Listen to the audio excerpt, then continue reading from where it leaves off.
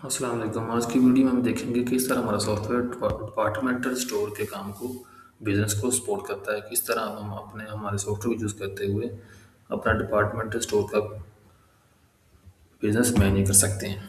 तो सबसे पहले मैं ओवरव्यू दूंगा आपको सॉफ्टवेयर का। डैशबोर्ड शो और इसमें एनालिटिक्स हैं।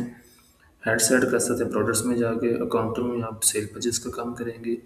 पेमेंट्स में पेमेंट का लेन देन करेंगे। बैलेंस रिपोर्ट में देख सकते हैं मैंने किससे कितने पैसे लेने हैं, किसको कितने दिए हैं। स्टॉक में इन्वेंट्री मैनेजमेंट आ जाता है आपका। और इसी तरह मैनेज एक्सपेंसेस रोज़मर्रा के अपने बैंक अकाउंट्स ऐड कर सकते हैं, मैनेज कर सकते हैं। और लेजर रिपोर्ट्स आ जाती है, बिजनेस की रिपोर्ट्स, मुख्तलिफ रिपोर्ट्स आ जाती है जिसमें प्रॉफिट एंड लॉस रिपोर्ट्स भी हैं। तो सबसे पहले डैशबोर्ड है। डैशबोर्ड पे हम एनालिटिक्स देख सकते हैं। मैंने किससे कितनी पेमेंट ली है, टोटल मैंने पे कितना किया, टोटल मैंने रिसीव कितना किया था इस साल का। तो इसमें फर्दर फिल्टर लगा के भी दे सकता हूँ कि मैंने करंट ईयर का फिल्टर लगा हुआ है। लास्ट इसका देखना चाहता हूँ, लास्ट 3 मंथ का, लास्ट 1 मंथ का, लास्ट 7 डे को फिल्टर लगा के चेंज कर सकता हूँ। नेक्स्ट हमारा स्टॉक ओवरव्यू हमारे डैशबोर्ड के ऊपर आ जाता है। फिर हमारा बैंक का बैलेंस भी हमें डैशबोर्ड के ऊपर शो हो रहा है क्विक इन्फॉर्मेशन में। इसी तरह हमारे एक्सपेंसेस आ रहे हैं। और फिर हमारा रिसेंट रिशीवमेंट आ रही है। लेटेस्ट सेल भी हमारे डैशबोर्ड के ऊपर शो हो रही है। और हमारा ग्राफ की शक्ल में इनकम का ओवरव्यू आ रहा है जिसमें सेल परचेज भी हमारी हैं, एक्सपेंसेस भी हैं। तो सबसे पहले हम आ जाते हैं, फिर हम अकाउंटिंग के सेक्शन में अचीवमेंट में जिस कुछ मैंने सप्लायर ऐड करके रखे हुए जहाँ से मैं माल उठाता हूँ, जिनसे मैं यूनिलीवर डिस्ट्रीब्यूटर है, नेस्ले है, नेशनल फूड डिस्ट्रीब्यूटर्स है। तो ये मैंने ऐड करके रखे हुए हैं। तो इसे ऐड कर सकते हैं हम। जैसे ऐड सप्लायर पे क्लिक करेंगे, जैसे हम नाम लिखेंगे उनका यूनिलीवर, और फिर सिंपल सबमिट करेंगे तो ये सबमिट हो जाएगा। तस्वीर ऐड करना चाहते हैं अपनी आसानी के तो वो भी हम ऐड कर सकते हैं। अभी ये हमारी ऑप्शनल है। सबमिट किया तो ये मेरा सप्लायर ऐड होगा जिससे मैं माल लेता हूँ। तो यहाँ से मैं शिपमेंट ऐड कर सकता हूँ। तो इसके लिए हमें प्रोडक्ट्स की ज़रूरत पड़ेगी। तो सबसे पहले मैं हेड्स में जाके यहाँ से प्रोडक्ट्स ऐड करता हूँ। मैंने इसे कैटेगरी में डिवाइड किया है अपने डिपार्टमेंटल स्टोर्स को। ड्रिंक्स की मैंने कैटेगरी ऐड की है, स्नैक्स की है, पर्सनल केयर की, क्लीनिंग एंड हाउस होल्ड की। इसमें मजीद कैटेगरी भी हो सकती हैं। तो सिंपल आपने सिर्फ ऐड कैटेगरी पर क्लिक करना है या उसका नाम ऐड करना है, सबमिट करना है, तो हमारी कैटेगरी ऐड हो जाएगी। कुछ मैंने मेजर में यूनिट ऐड करके रखे हैं जिसमें मैंने केजी है, लीटर है, मिलीलीटर और पीसेज हैं। तो प्रोडक्ट्स में जाके मैं सिर्फ प्रोडक्ट्स ऐड करूँगा जैसे मैंने ऑलरेडी ऐड करके रखी हुई हैं। जूसेस हैं, सॉफ्ट पेप्सीज हैं, फ्लोर क्लीनर है, शैम्पू है, बिस्किट्स हैं। तो ऐड प्रोडक्ट पे क्लिक करते हैं मैं न्यू ऐड कर सकता हूँ, जिसमें ऐड कर सकता हूँ जी अपने शैम्पू ऐड कर सकता हूँ। तो शैम्पू जहाँ उस कैटेगरी चूज़ करूँगा उसकी कैटेगरी से है जी पर्सनल केयर। ब्रांड में ऐड कर सकता हूँ, ब्रांड जी किसका था। तो यहाँ से उसका ब्रांड ऐड करके मैं साथ ही टैग कर सकता हूँ उस ब्रांड को। और मेजरमेंट ग्रुप इसका था जी, मैं पीसेस में इसे सेल करूँगा। तो जैसे मैं नेक्स्ट किया तो इसकी अगर मैंने कोई प्राइस सेल प्राइस पता है तो मैं ऐड कर सकता हूँ। यहाँ मैं फिर मुझे सेल प्राइस मैंने 900 रुपये पर इसकी प्राइस लगानी है। और मैं यहाँ से स्टॉक अपडेट करूँगा, यस करूँगा तो मुझे स्टॉक अलर्ट भी सेट होता है कि जैसे ही मेरे 10 प्रोडक्ट सेल हो तो मुझे स्टॉक अलर्ट में आ जाए कि आपके प्रोडक्ट्स नियर टू खत्म होने वाली हैं। सबमिट को इस तरह मेरी प्रोडक्ट्स ऐड हो जाती हैं। तो शिपमेंट में मैं जाऊँगा, यहाँ से मैं ऐड शिपमेंट करूँगा। शिपमेंट का टाइटल मैं दूंगा जी मैंने शैम्पू मंगवाने हैं। सप्लायर ऐड करूँगा किससे मंगवाने, मैंने सर जी यूनिलीवर डिस्ट्रीब्यूटर से शैम्पू मंगवाने हैं। प्रोडक्ट्स कौन सी थी, शैम्पू थी।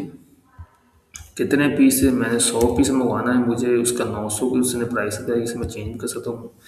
पर पीस मैंने 800 में लिया था। ऐड आइटम की तो ये मेरा इसके सामने बिल बन के आ गया। मेरा 8,000 रुपये बिल बना है, 80,000 दिया। तो सिस्टम ने ऑटोमेटिकली बता दिया कि मैंने उसका 3,000 रुपया पुराना भी देना है। तो मैंने उसका 50,000 रुपया अभी दे दिया। तो यहाँ मैं उस चूज़ कर लूँगा मैंने किस अकाउंट से पेमेंट की थी, बैंक एंड कैश अकाउंट से सबमिट किया। तो इस तरह मैंने डिस्ट्रीब्यूटर जहाँ से मैं माल उठा रहा हूँ मैंने उसे पेमेंट कर दी है। तो जैसे मैं इसे ओपन करूँगा सप्लायर को, ये था जी न्यू डिस्ट्रीब्यूटर। तो इसकी डिटेल भी मुझे शो हो रहा है कि मैंने इससे इतनी अमाउंट्स की देनी है, इसकी मैंने 17,000 पेड किया है, अभी 33,000 इसका रहता है। तो जो मैंने माल लिया वो कौन सा था, उसकी रिसिप्ट भी मैं देख सकता हूँ इधर से कि कौन सा था, कितनी क्वांटिटी थी, मैंने कितना पे किया है, कितना मेरा रहता है, मेरा टोटल बिल कितना बना था। जो मैंने पेमेंट्स की उसका रिकॉर्ड मेरे पास है कि किस डेट को कितनी पेमेंट की थी, किस अकाउंट से मैंने की थी। तो इसकी मुझे रिसिप्ट भी शो हो रही है, जो मैं अपने डिस्ट्रीब्यूटर से ये भी कर सकता हूँ कि ये मैंने आपको पेमेंट की थी सर, डाउनलोड करके भी शेयर कर सकता हूँ और प्रिंट निकाल के भी। तो नेक्स्ट हमारा इसमें आ जाता है कि जो मैंने माल मंगवा लिए है, तो इसी के साथ ही हमारा जो है ना स्टॉक का इन्वेंट्री मैनेजमेंट वो भी खुद से अपडेट हो रही। तो नेक्स्ट मैंने सेल्स में जाऊँगा, तो जैसे मैं ऐड सेल पर क्लिक करूँगा तो यहाँ से मैं कस्टमर चूज़ करूँगा जिसको मैं माल सेल कर रहा हूँ। कुछ मैंने कस्टमर ऐड करके रखे हुए हैं, अगर कोई न्यू कस्टमर आ रहा है तो मैं इधर से ऐड कस्टमर पर क्लिक करूँगा। कस्टमर है जी अली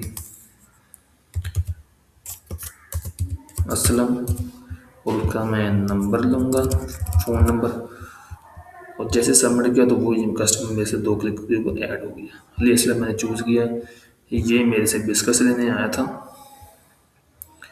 मैंने प्रोडक्ट बिस्कस चूज़ की, मेरे से जी 10 पीस लेके गया है और मैंने इसको प्राइस लगाई है 50 रुपये पर की, ऐड आइटम किया। तो इस तरह ये बिल मेरा बन गया, उसका बिल 500 टोटल बना है, 500 उसने मुझे अदा कर दिया था, मैंने कैसे अकाउंट रिसीव मैंने इसमें किया।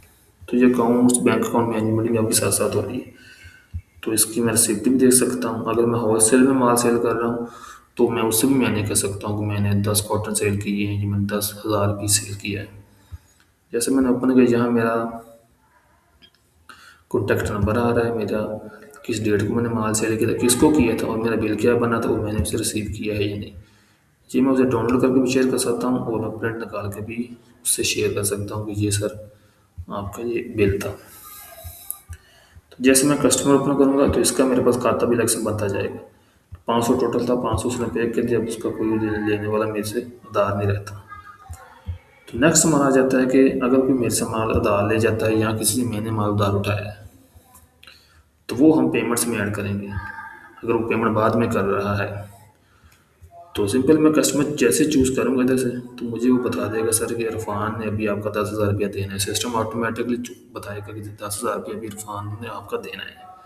तो अगर उसने दे दिया, मैं इधर से ऐड करूँगा, उसने मुझे 5,000 रुपया दे दिया था, सबमिट करूँ तो ये ऐड हो जाएगा, मैंने उसने मुझे 5,000 रुपया दे दिया। इसी तरह अगर मैंने किसी सप्लायर का डिस्ट्रीब्यूटर का मैंने देना है तो जैसे मैं सप्लायर सेलेक्ट करूँगा तो यहाँ सिस्टम ऑटोमेटिकली बताएगा कि मैंने 33,000 रुपया यूनिलीवर डिस्ट्रीब्यूटर का देना है। तो ये ऑटोमेटिक सिस्टम काम कर रहा है। इसी तरह पेमेंट्स रिपोर्ट में आ जाते हैं, यहाँ हम रिपोर्ट्स पेमेंट की रिपोर्ट देख सकते हैं मेरे बिजनेस की। 34,000 रुपया टोटल इनकम थी, मेरा एक्सपेंस 3,000 रुपया था, टोटल परचेज मेरी कुछ बनी, मैं माइनस में जा रही हूँ प्लस में जा रहा हूँ। तो यहाँ अपनी पेमेंट्स ट्रांजैक्शन में देख सकता हूँ किस अकाउंट से मैंने कितनी की थी, किसको की थी, किस डेट को की थी। तो मज़ीद इसमें आ जाता है हमारा बैलेंस रिपोर्ट का। तो ये कस्टमर रिसीवेबल में शो होगा कि जिस कस्टमर से मैंने पैसे लेने हैं या जो मेरे से माल उधार उठा के ले गया था तो मैंने उसने भी मेरे पैसे देने हैं, कितने देने हैं और लास्ट डेट को उसने कितने दिए थे।